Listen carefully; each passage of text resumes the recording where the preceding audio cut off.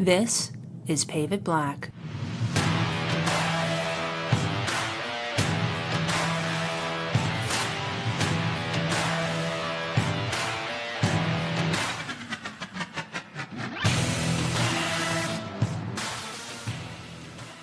Hey everyone, and welcome to Pave It Black, the official podcast of the National Asphalt Pavement Association.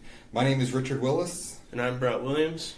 And today we are talking with Ron White and David White, who work for Superior Paving Corporation, and we're focusing on what it's like to work with family in the asphalt business.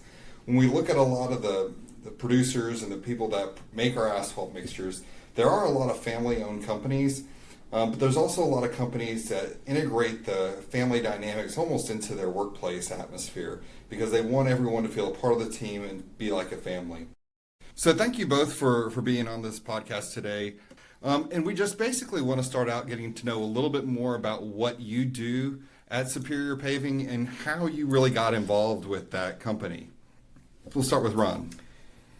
Yeah, well, I'm on my way out, really, as a matter of fact. I've got another year, and then I'll be out of at least the day-to-day part of Superior. But we got started in 1976, and at the time, just before we got underway, I worked for a home builder. I had a friend of mine came to me named Bob Surface and said, hey, would you be interested in going into the asphalt business? And I said, I don't know a darn thing about asphalt, except I know it's hot, I know it's black, and outside of that, there's nothing I know about it, but it's something I'll think about. I said to my wife, I says, you know, this could be the craziest thing in the world to do, but if I decide to do it and we do it and it doesn't work, I'm young enough to start to do something different. It's not like it's the end of the world. We did that, went to work, found out that there were no employees, or there was no plant. We had no approval from the county, and I'm beginning to wonder myself is boy, this was stupid from the beginning. Why are you doing this? You have nothing.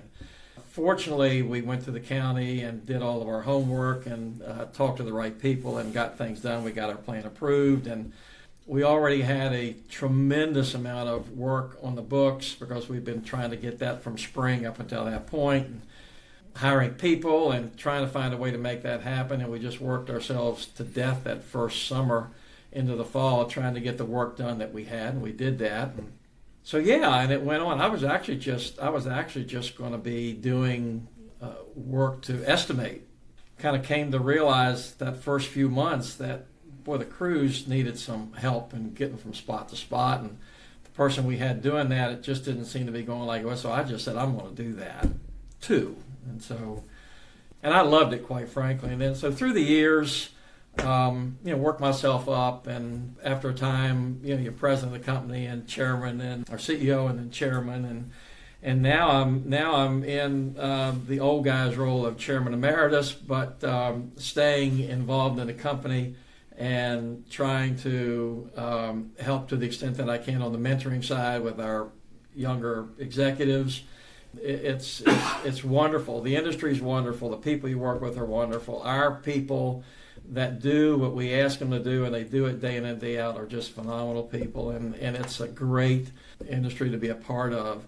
And then to see your son or sons or your family get involved in the industry is just phenomenal. So my son David, who's here, came on board after he got out of college, and somebody asked me one time, or asked him, and I interrupted, what's the best thing your father ever did for you? And what I said was give him a job. I mean, that was the best thing that I ever did. He has the thing about family is that they understand the business from the beginning, because they used to take him out on jobs when he was a toddler, and when he was 5 and 6 years old, would put a broom in his hand and say, I want you to sweep this curb and gutter and get the loose asphalt off of it. And watching that unfold was been very satisfying. What was kind of your path into the business, or what were some of the reasons why you decided to get into working with Superior and your family? Some of my most fondest memories are when I was a kid, and Dad talked about how he worked so many hours throughout the week, and I actually looked forward to those those Saturdays where he would take me to work with him, and we would go on job sites, and I had that little broom where I could sit there and sweep the curb Honestly, I think Dad would go check jobs and let the crew babysit me. Exactly. Pretty much what happened.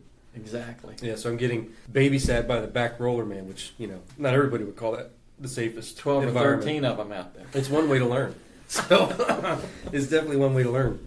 So I always wanted to work there. There was a time, even in college, where I didn't know that even Superior was going to be an option, which was good for me to know that, because you talk about really studying hard and trying to find out what your own path is, what you're good at, what your strengths are, what your weaknesses are, and then learning all that through school.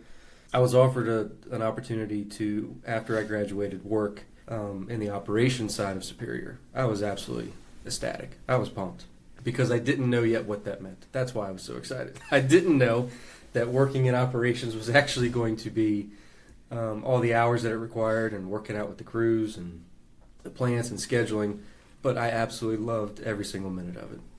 So talking about getting that experience when you're younger, do you look at some of those experiences and having younger children, like how you can kind of expose them to that and how they experience the industry and like what that means for the future? Back this summer, my youngest, he turned 9. And I asked him what he wanted to do for his birthday. You get prepped for all that stuff, see what the kid is thinking. And he goes, on my birthday, I'd like to go to work with you. And I was pleasantly surprised, shocked, and actually excited about it. So I was like, okay. So I took him to the office, walked around the office. He wanted to go outside and see the equipment, so we walked around the equipment. And I could see that same excitement and curiosity about what I do is exactly what I had for when my father would take me to work. And it was really cool to see that take place. And any kid, honestly, if you take them to an asphalt plant, anywhere where there's equipment going, they're going to be excited about it. And he had a lot of passion and energy about wanting to learn more about how the process worked. Walked him over to a shuttle buggy, and that was almost the end of the world. He was just like, this is the best thing I've ever seen on wheels. And, we're taking pictures. Went to an asphalt plant after that, and he got to see the loaded truck. He actually got to push the button to drop the load. So we went to the lab, and he wanted one of the cores that was sitting out, so we grabbed a core, and to this day it sits in his room. When you think about the asphalt industry and what you're doing, when you're able to explain that to a child, and then they get to see that as they leave the house or as they're out there playing in a cul-de-sac that was actually paved in asphalt, it's bigger than them, and they're excited to be a part of something like that. I know Superior is really a values-driven company. The 4 that y'all have are excellence, partnerships, integrity, and commitment. Right. And when you're setting up those values, do a lot of the values that you implement inside your company come from the values that you instill in your family? I mean, I don't think you can separate that, quite frankly. And if you do separate it, I think you're mistaken. Because the values for your company are pretty personalized. That's the part of who you are. You're identified with your company as part of the fabric of your life. I don't think you can separate those things. We are a value-driven company. We're not values for the sake of putting them on the wall. Everybody's got something on the wall that says, that indicates what our values are. We talk about them and hold people accountable to them, but hold ourselves accountable to that. And it's a real deal. It's not where, isn't it great? We can print this up and everybody can see it. Oh, they've got driven by great values, but we really live by those, and people see that we live by those. And I think that what I hope is that if you ask people about our company, about our brand, about what we stand for, with them not knowing our printed values, they would recite those values to you because we really live them. I think our family lives those values. And I know growing up, I had great expectations for my kids, for my sons, and they certainly are very much a reflection of what we have on the wall at the office. And it just makes for what you hope will be a successful group of people that are the kind of people with a culture that's the kind of culture that you want for your organization. Mixing family with business, you guys. It's a bear. Yeah, Such a that's kind of what I'm thinking. Is like I feel like there's got to be challenges. You're thinking of these long days, faced with all these decisions that have to be made. It's hot. It's everything basically. And so I'd be interested if you'd share some of the challenges and how you can kind of separate when you go home and you've got family and then you're at work and you have business, and some of the challenges from business, do they bleed over? How do you keep that balance, I guess? Today, there's more of this work-life balance that people talk about. It's not always hard to live it, but we recognize what it is, what it ought to look like, and to the extent that you can then create an opportunity for that to become the reality. The younger generation, David's generation and others, recognize the importance of that, and I think do what they can do to make those times as valuable as they ought to be, to create the best opportunity for the family to be what it needs to be, and have that person included in that dynamic. And what does that look like? What does it mean? As my generation was in the business at the end of the day, because you'd be getting calls at home all the time, you'd be thinking about the next morning, you were probably understaffed, and so you were overworked, and so you didn't really have that time. Today it's much healthier for the family, and I think these guys have done a pretty good job of recognizing what that ought to look like. I used to start our year saying, guys, we're not going to have any Saturdays off this whole year. Today, they'll probably take, and some crews will work this Saturday, they'll skip a Saturday, some crews will work the next Saturday, skip a Saturday. And so they recognize that it's important to bring that about. To piggyback on a lot of those comments, I think it's always going to be a challenge of trying to find work-life balance in our industry, just based on what the requirements are, and especially in the area in which we work. There's a lot of night work that has to happen in order to get jobs accomplished, and that can put a strain on things. So finding balance, I don't know if we'll ever find it, but we're going to continue to try to find a work-life harmony, if you will. And to Dad's point, we're trying to figure out ways of where we can rotate Saturdays. We're trying to figure out ways where people can collaborate together. And in regards to some of maybe the challenges of working with family, one thing I'll say is where maybe it was just the way Superior was set up at the time when I entered, or even when my brother entered, or just the way that maybe Dad had it set up, which I think worked, was that there was never truly a situation where we were directly reporting to our father. Now let me tell you this: he was never shy about giving feedback, ever shy about giving feedback. But it was always to make sure that we were better. He never separated us. If he were to ask someone else a question in a meeting that was a tough one to answer, he wouldn't just wait till afterwards and ask us the question. He'd do it in front of everybody, make sure that we were all in line. And one great thing is I don't know if you remember this, but one thing you said, and you joked about it earlier, is that, hey, I will get you a job, but anything after that is going to be the person that you work directly for. If you are going to get any type of raise, promotion, move this way or that way within the company, it's going to have to be on your efforts and someone else recognizing that.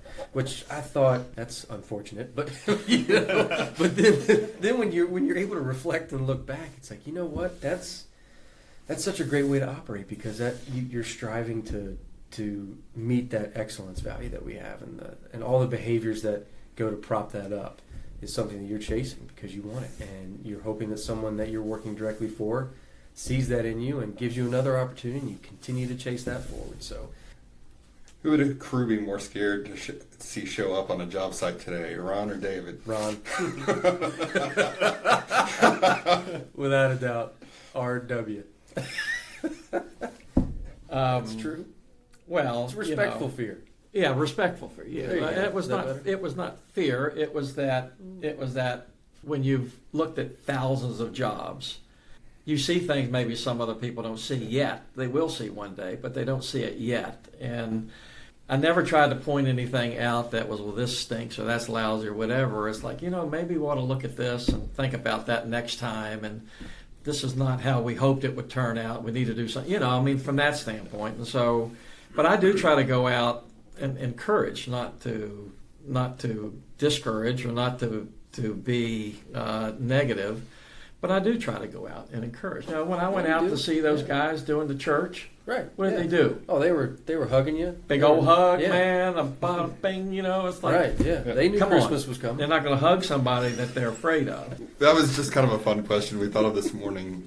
Just last question. We know that there are challenges with working sometimes side by side with family, but there have also got to be some really rewarding moments. And so what are some of those things that are rewarding, either working with your father or working with your child? I think for me, it has been the love for the industry. I think David, in this particular case, he really loves the industry, loves what he does. He loves our people. He identifies with our folks, and part of that is because, early on, of course, he did mention that in high school he worked at the plants. That's very rewarding as a parent to see that unfold before your very eyes, and I've certainly been able to see that, and so for me it's pretty neat to watch. It's just been always just full of pride and admiration to see my father do what he's always done. Just an absolute amount of respect, and how I always wanted to be him in so many ways. Not just through the asphalt industry, but in so many other ways. Just want to be him, follow in his footsteps. And he would tell me that, hey, create your own path, create your own footsteps. But at the same time, I think he's done such an amazing job in so many levels. One, the most important calling in his life is being a father. And one of the things he once told me was that if you really want to show love to your kids, just show them how much you love their mother. So he was always a great example of that as well in our household. But to actually watch him work as hard as he did, and to see him, when I sit back and look and reflect on where he's taken this industry, and even how Superior Paving has grown because of his leadership and because of his love for the people. And if you were to go in our office now and watch him kind of walk the hallways and talk to everybody and kind of catch up, he knows everyone personally. He knows what maybe they're even going through, and he has these personal relationships with everyone, and they all love him and they all respect him. And that's something, if you're me and you're watching, you want to have that relationship as well, and you want to feel that way towards the people, and you want that back. So it's been incredible watching him do that, and just watching how the industry has evolved, whether it's as work at the PEC committee, or whether it was chairman of NAPA, or as its 2 terms as president of the Virginia Asphalt Association, and working with regional construction industries. Just watching his leadership, watching him steer the industry to be excellent. Because one thing he'll do is he will separate the word excellence and quality all the time. Quality is meeting expectations, but excellence will always be exceeding expectations. And he always sets that bar high. And I think because of that, when people try to chase that down, it creates this incredible synergy that just makes the industry better, makes you better as a leader, and I think at many levels makes you better as a human being. So to sit back that one day with my family at the table at the Napa annual meeting where he was inducted into the Asphalt Hall of Fame was something that none of us will ever forget, and my kids were very young then, and it's something they do not forget to this day. It's just a very proud moment. Well, we thank y'all both for the time to spend with us today. I know y'all are both incredibly busy. We see a lot of families working together in this industry, and a lot of our companies talk to each other like my crew, everyone is a big family. So it's definitely something that it is important for what we do and how we do our work. And so David and Ron, thanks for coming by and talking with us today. My name is Richard Willis. I'm Brett Williams. And we're just reminding you, as you're driving down America's roadways, there's a good chance somebody paved it black. Have a good day.